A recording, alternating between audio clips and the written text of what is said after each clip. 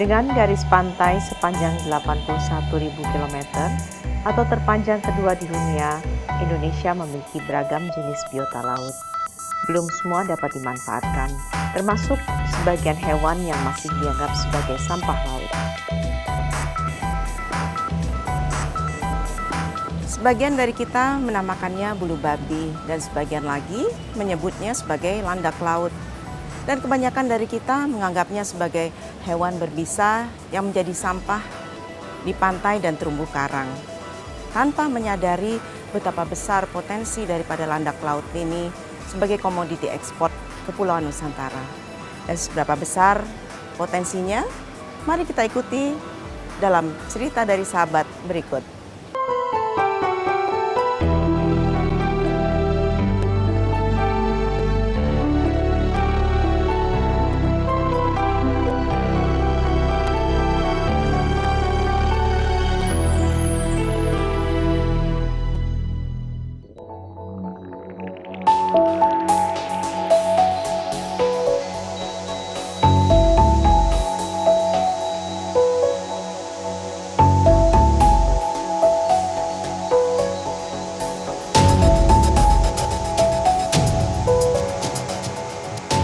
Kepulauan Seribu di Teluk Jakarta pada dasarnya adalah gugusan pulau dengan terumbu karang yang dibentuk oleh biota koral.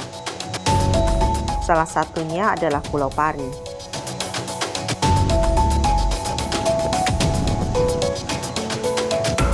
Luasnya sekitar 40 hektar dan dihuni oleh tidak lebih dari 700 jiwa.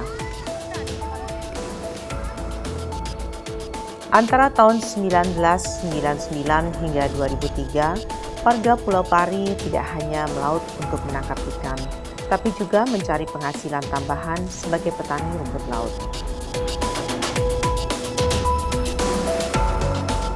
Nah, ketika saya nyari ikan ya, terus kena keinjak gitu. Nah, akhirnya kan tertusuk ya.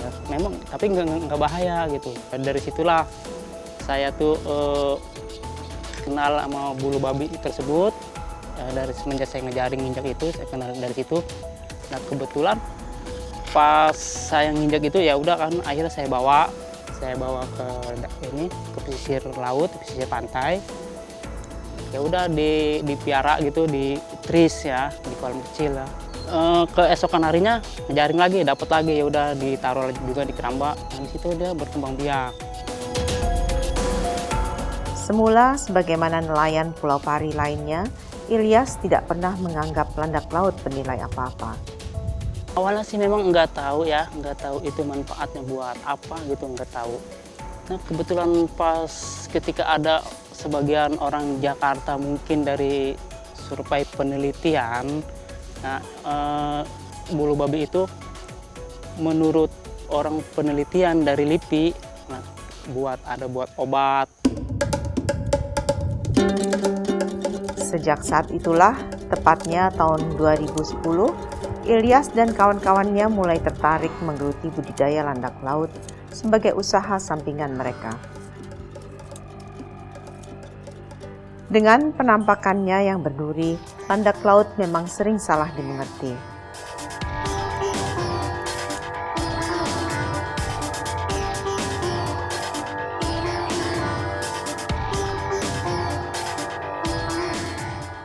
Selain pemukiman nelayan di Pulau Pari, juga terdapat tempat penelitian oceanografi yang didirikan oleh Lembaga Penelitian dan Ilmu Pengetahuan Indonesia atau LIPI untuk mempelajari berbagai hal terkait kehidupan dan kelestarian sumber daya alam laut, termasuk meneliti landak laut.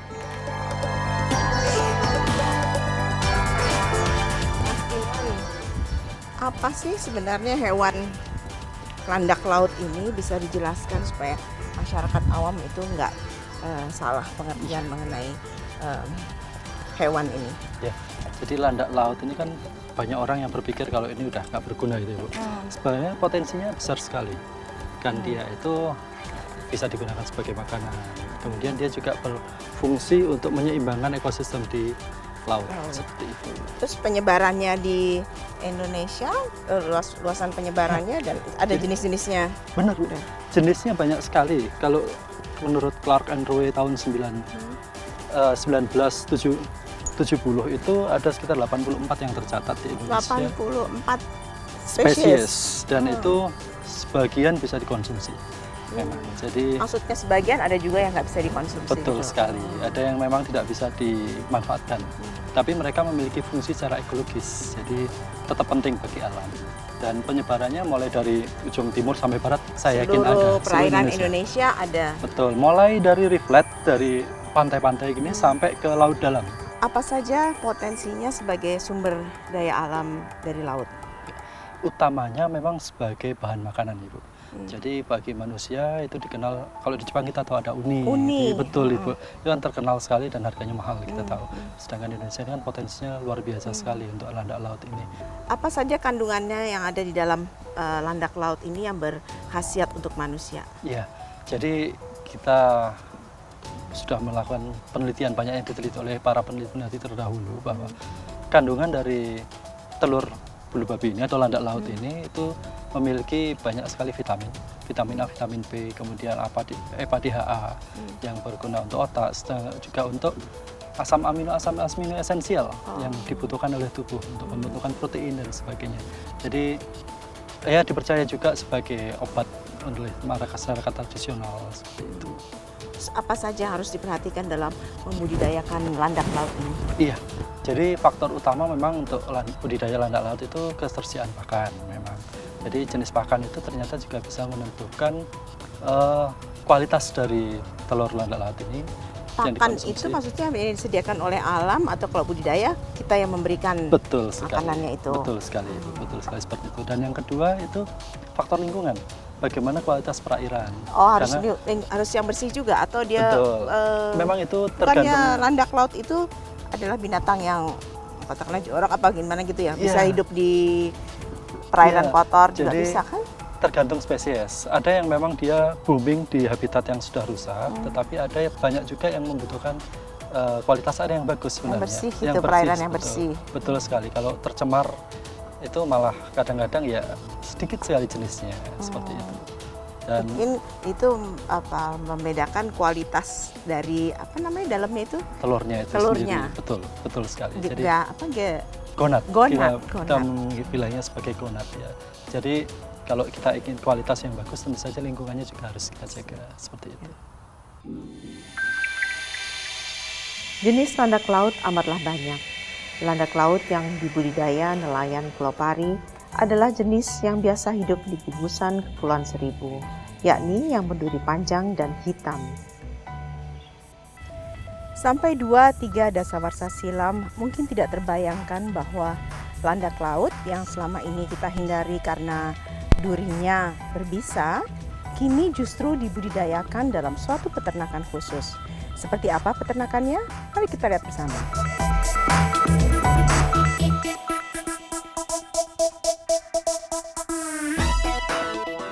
Upaya budidaya biasanya dimulai dengan menangkap landak laut liar, seukuran bola tenis atau lebih besar.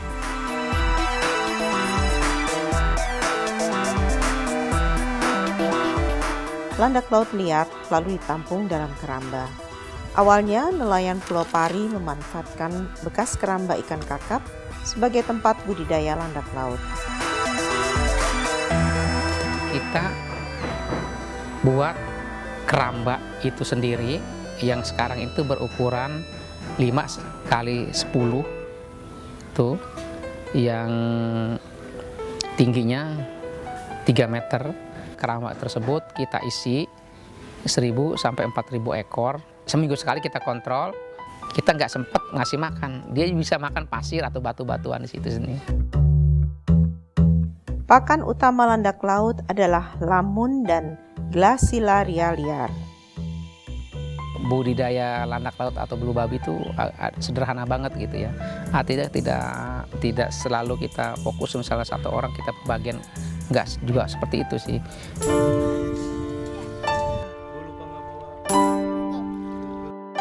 Seperti kita lihat tadi, budidaya landak laut tidak memerlukan cara yang canggih dan rumit. Tapi untuk memulainya memang tidak mudah. Apa saja kendala dan tantangan yang dihadapi dalam usaha ini? Mari kita cari tahu.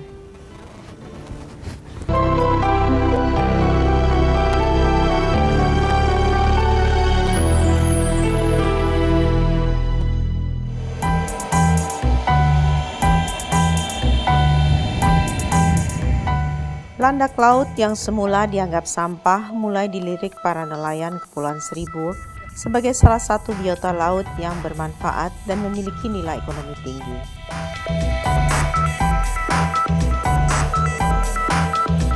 Di kawasan Laut Tengah, Selandia Baru, dan Amerika Utara, landak laut sudah lama dikenal sebagai komoditi laut yang bernilai ekonomi tinggi. Di Asia, masyarakat Korea, Tionghoa, dan Jepang juga terbiasa mengkonsumsi landak laut. Di Jepang, sebagai konsumen terbesar, landak laut biasa disajikan sebagai pelengkap kuliner sushi dan sashimi yang dihidangkan mentah. Di berbagai negara, misalkan Amerika, sudah dari tahun 60-an mereka sudah membangun industrinya gitu. Nah, kitanya nih yang agak telat nih gitu untuk melihat ini sebagai potensi, melihat ini sebagai peluang untuk ya dimanfaatkan. Bagian landak laut paling bernilai adalah telurnya atau yang disebut gonad. Nilai protein dan lemaknya amat tinggi, tidak heran jika harganya pun mahal. Kepulauan Seribu juga beberapa masyarakatnya tahu bahwa bulu babi ini bisa dikonsumsi, tapi memang belum sampai ke tahap komersil. Nah, mungkin kita membantu dari sisi situ, dari sisi penciptaan nilai komersilnya.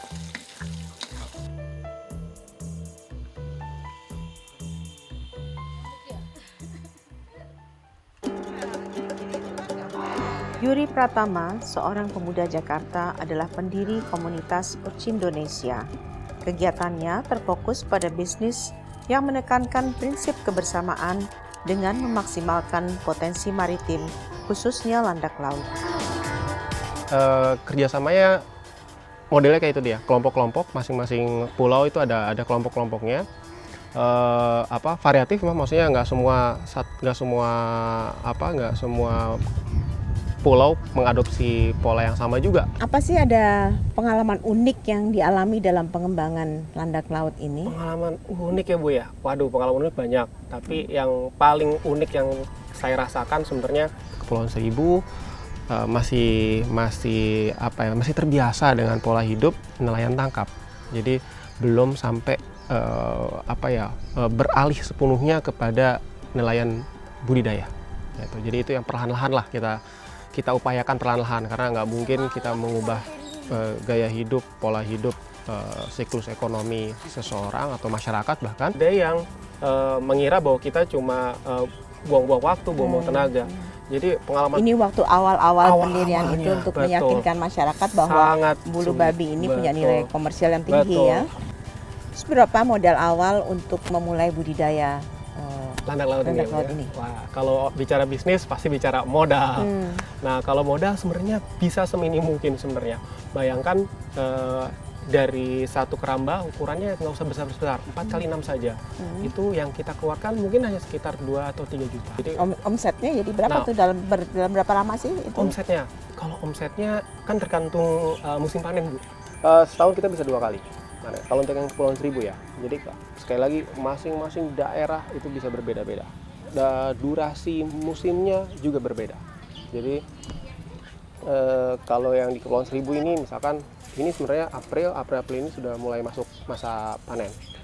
Lalu nanti ada lagi Agustus, September. Biasanya agak lama. Kalau Panennya setahun? Satu tahun itu bisa 2 kali. 2 kali. Dua kali. Jadi ada 2 kali masa panen untuk yang Kepulauan Seribu. Jadi dapatnya dalam 2 tahun, katakanlah 2 tahun atau 3 tahun. 2 tahun berapa dapat masuknya dari modal yang tadi? Dalam satu periode itu, kalau pas season itu paling enggak kita bisa 10.000 sampai 15.000 ekor, ekuivalen ke hampir 500 kilo. Untuk yang fresh ya sifatnya. Kalau untuk di dried berarti kurang lebih ada 200 kiloan.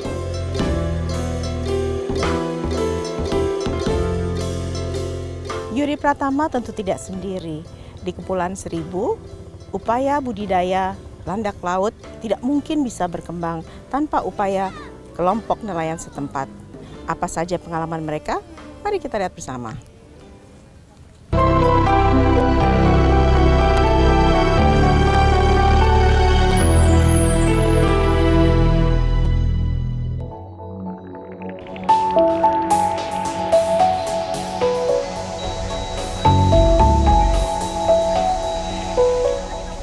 Pulau Pari, telur landak laut bukanlah menu sehari-hari.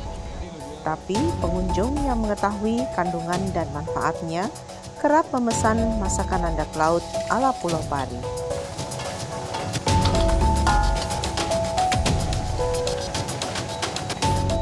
Sudah pernah makan landak laut? Penasaran bagaimana rasanya? Yuk kita lihat bagaimana mereka memasaknya di sini.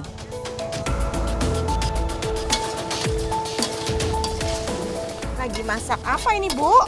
Oseng-oseng landak laut. Landak laut. Ini masakannya apa aja? Ini sama itu apa bedanya ini? Ini oseng-oseng, itu pepes. Pepes landak laut. Yang diambil bagian apa aja? Bagian telurnya. Bagian telurnya. Terus gimana ngeluarinnya dari cangkrangnya? Katanya landak laut itu beracun. Iya. Kita cuma ngambil telurnya aja, yang beracun itu durinya. Yang luarnya aja yang beracun, Iya. kalau dalamnya enggak. Enggak. Jadi aman untuk dimakan siapa aja. Siapa Buat aja anak-anak juga boleh. aman, boleh. Kayaknya enak nih. Iya. Boleh cobain. Boleh cicipin. Cicipin ya. Ih, jangan banyak-banyak, Oh. Bu. Ini enggak, ini lauk aja gitu, mestinya pakai nasi kali Pakai ya. nasi, ya.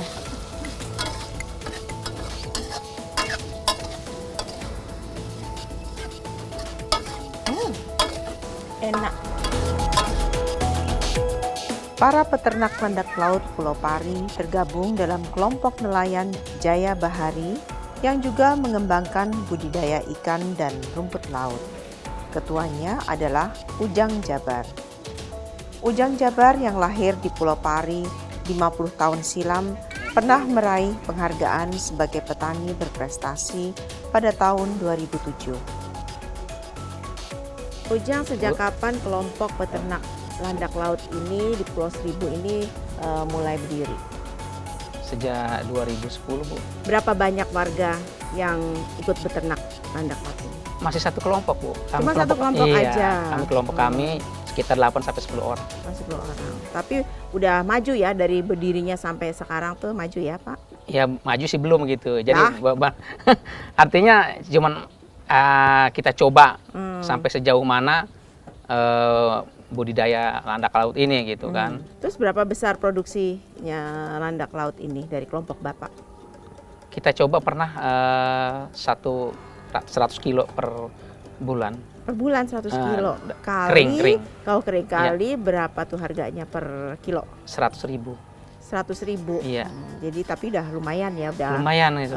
Untungnya berapa persen tuh? Apa saja sekarang yang bisa dinikmati oleh kelompok Bapak dari beternak landak laut ini? Apakah ini merupakan penghasilan utama atau penghasilan tambahan? Untuk sementara ini kita cuman penghasilan tambahan Ibu. Oh. Karena kita juga kan dari rumput lautnya ada gitu kan. Dari peternak ikannya juga. Jadi sama-sama jalan tiga-tiga kelompok. Tiga-tiga apa namanya? Jadi dalam kelompok Unit Bapak itu. itu ada Betul. unit-unit, Betul. unit landak laut, Betul. unit rumput laut dan ikan, Ikan, budidaya itu budidaya dia kerapu. budidaya kerapu. Betul. Oh. Landak laut hasil budidaya dapat dipanen 3-4 kali setahun. Tapi tetap tergantung jumlah dan ukuran bibit liar hasil tangkapan dari alam. Panennya itu memang nggak tentu dalam jangka waktu. Tinggal tergantung kita pendapatan bibitnya dari yang liarnya itu ya. Kalau memangnya kita dapat yang besar, ya bisa 1 bulan juga panen gitu.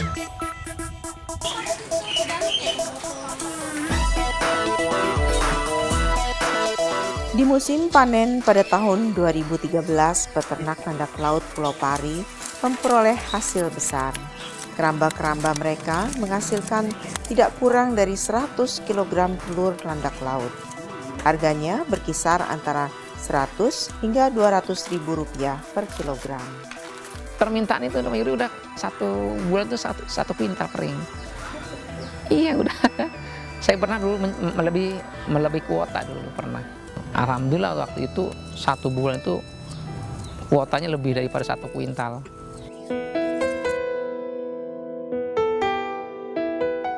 Sebagian besar dari hasil panen landak laut Pulau Pari dijual untuk kebutuhan farmasi dalam negeri. sebagian lagi diekspor. Kalau yang fresh kita sempat ke Singapura, network kita yang di Makassar juga sempat kemarin ke Taiwan. Kalau untuk farmasi masih domestik, jadi kalau untuk produknya sendiri, kan kalau untuk yang farmasi kita sifatnya B2B, jadi masih sifatnya kita supply, kita jadi supplier.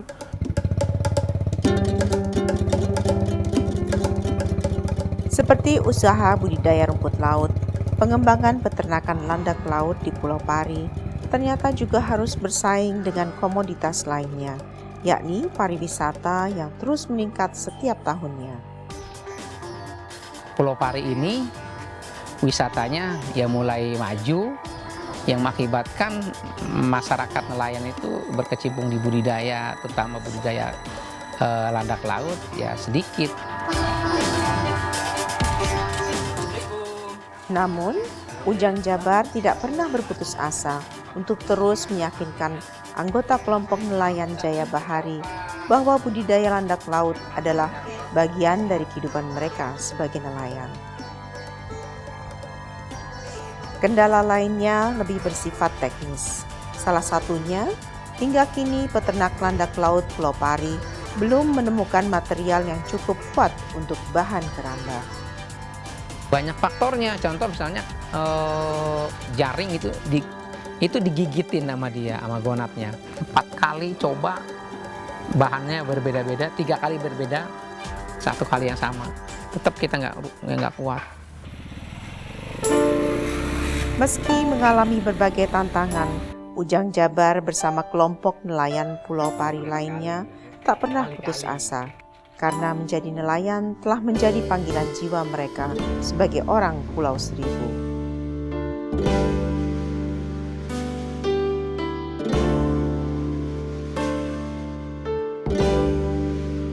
Jadi begitulah budidaya landak laut di Kepulauan Seribu membuktikan bahwa tidak semua yang selalu kita hindari karena beracun dan dianggap hewan tidak berguna tidak bisa memberikan manfaat. Bahkan ternyata bisa menjadi komoditi ekspor yang sangat luar biasa. Saya rasa yang dibutuhkan adalah semangat dan kesungguhan untuk mengeksplorasi kekayaan alam yang ada di negeri kita, seperti yang ditunjukkan oleh para peternak landak laut yang ada di Kepulauan Seribu.